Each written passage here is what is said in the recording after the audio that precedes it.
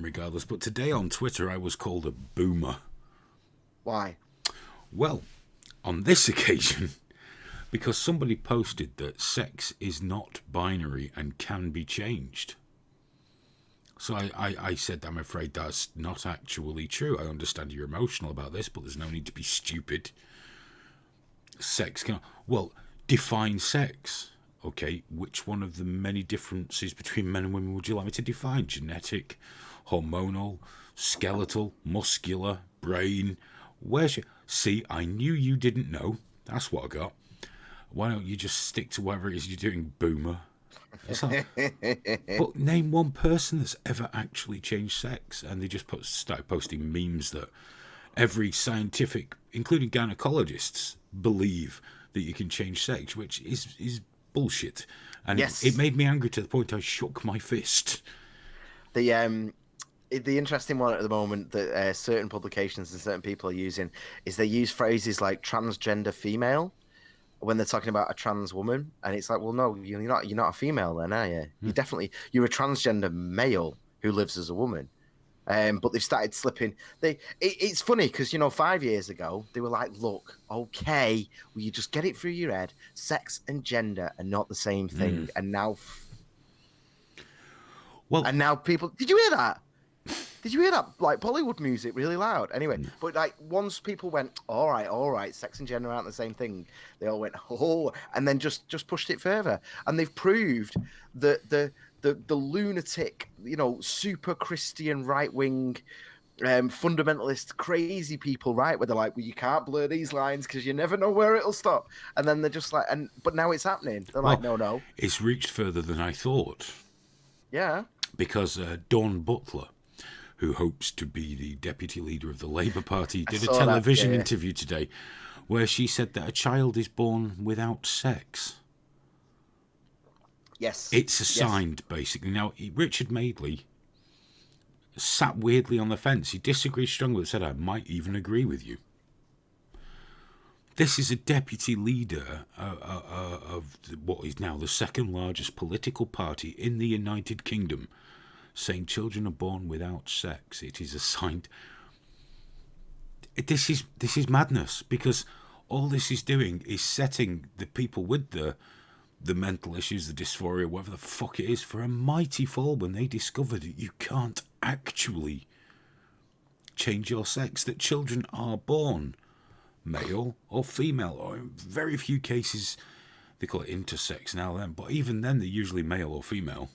Yeah, but all right, what we're talking about, if you take the entirety of my screen here, the entirety, me, everything else in the background, right, what they're talking about amounts to that spot there in terms of the ratio. Not even that. It's but even nothing. Then, they're usually actually male or female. They just have different genitals. All of this. You are born a woman. You are born a man. That's the end of it. I can't remember who said it now, but some people are born with 9 fingers, but you don't stop selling gloves, do you? That's it.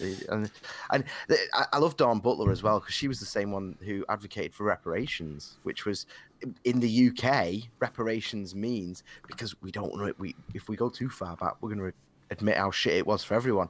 Reparations means free university for non-whites. That's literally the policy that she was advocating for. Fucking disgraceful, isn't it? Your education charges being based entirely on the colour of your skin. Nothing to do with your socioeconomic background, nothing to do with lifting people up, just literally, are you not white? Okay, well then you get free. That was her idea of reparations. See, she wanted to roll that out over the whole. I was talking about this on Saturday because I was talking to a Labour voter. Go on. My argument about reparations. Obviously, it's not something we come across too often in this country. But my argument has been that yes, I know racism exists and things of that nature. Of course, yeah. But surely, most of these people who have iPhones, Nike trainers, 3 square meals a day, all those sort of things. And that's about the poorest element of society, just the average person. They've done quite well out of it as well.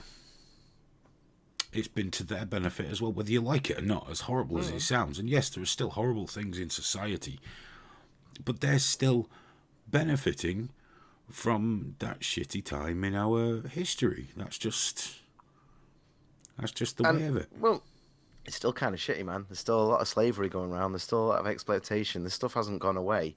There's slavery in this country right now. It happens quite a lot, actually. Thousands and thousands of people are caught every single year. It's horrific, and it's weird because some of the people who are caught and abused in such a manner, um, they don't even see themselves as victims, really. They're just, oh, he was a bit pushy. And he's like, mate, you've been living as a slave for 3 years. What you on about? Doing tarmac. But yeah, some of the people. But you know what? They're the good people that Labour forgot. They're the people that just fucking get on with it. 3 years as a slave. It's like, I'll be all right. Just get a flat. Good people, Aidan. Good people. Good people. The best. The best people. I'm just a pisser because there's that guy, and I've forgotten his name, and I can't be arsed looking it up. Remember when Dominic Cummings said, I want misfits and weirdos? Yes. I still need to get my application in. I must write to him. I do mean to do that. I'm going to write to him. I think he might be a touch too old. I think he was looking for like... If he thought that guy's Twitter was a fucking car crash. I know. And you can add eugenics to the many words that most people on Twitter don't seem to know the meaning of. But you know what makes me laugh? They're saying about him supporting eugenics. Our friend Mr. Ripley said something very similar in a post. I'm like, isn't it amazing how it's people on the far reaches of the right enjoy the idea of eugenics, as do those on the far left? Because look at mermaids. Oh, yeah. Tavistock. That's eugenics. That's eugenics. They're getting rid of gay people. That's what they're doing. Getting them while they're young and making them trans.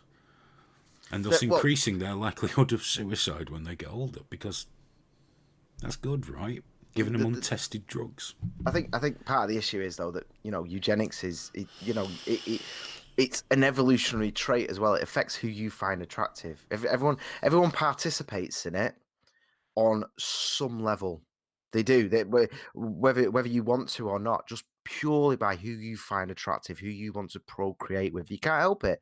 You can't help but find someone that you would consider a positive for your offspring. It's built into you. Even if you don't think of that when you find someone attractive, you do.